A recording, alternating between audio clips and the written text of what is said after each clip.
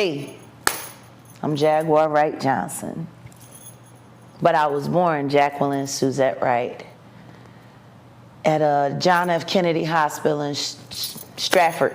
That's how you pronounce it, Stratford, New Jersey. I'm a complicated person. And from 1977 to now, it's been a hell of a ride. Your parents, give me some back from what you know as far as the back history on your father, also the back history on your mother. You can start with your mother if you choose. No, we'll start with Dad. Let's go with that. Let's do the good news first. My father, God bless the dead, God rest his soul, Norman Lindsay Wright Sr. was the middle child of 9, born in Pitch, Georgia, to David Wright Sr. and Georgia Ann Hardin Wright, who were born slaves. My grandfather was born in 1900. I think my grandmother was born in 1902, and they never liked each other. They had more than 9 kids, but it was 9 that survived the South. And my granddaddy was a song and dance man. He was very popular on the Chitlin circuit, but he was married to a woman that he really didn't want to be with. And he was having a bunch of kids. I know my grandfather loved his family, but the truth is he loved his career more.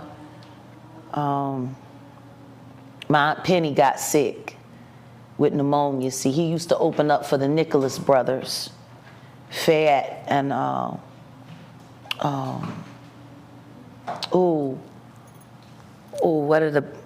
trying to remember the Nicholas brothers' first names. The one that was married to Dorothy Dandridge and Fayette. And my granddaddy used to open up for them on the Chitlin circuit, and he was so good that they guaranteed him a spot at the Cotton Club. And Aunt Penny got sick with pneumonia, and it was all hands on deck back then. A lot of people died from pneumonia back in the 40s down south. You know, he's sharecropper, but that's what he did to support the family, kind of. But yeah, Aunt Penny got sick, and he was late to Memphis. He was supposed to have been meeting the Nicholas brothers in Memphis. And he got there, and they had already left, and he missed his spot at the Cotton Club. And he never let nobody forget it. That incident happened in 1940 something. I was born in 1977, and I heard about it all the way up until he died in 1986. My granddaddy was 86 when he passed away, so it was 1986. He died that fall. My Uncle Jello, he died earlier that year. It broke his heart. My Uncle Jello was his favorite. My dad was the hardest working and the most dedicated, but my Uncle Jello was his favorite. He was junior, you know.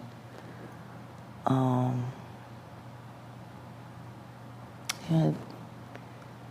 He always wanted to make it. Was there, from your grandfather to his kids, the 9 other children, to your dad, was there any other musical outside of your grandfather? Everyone in my family is talented.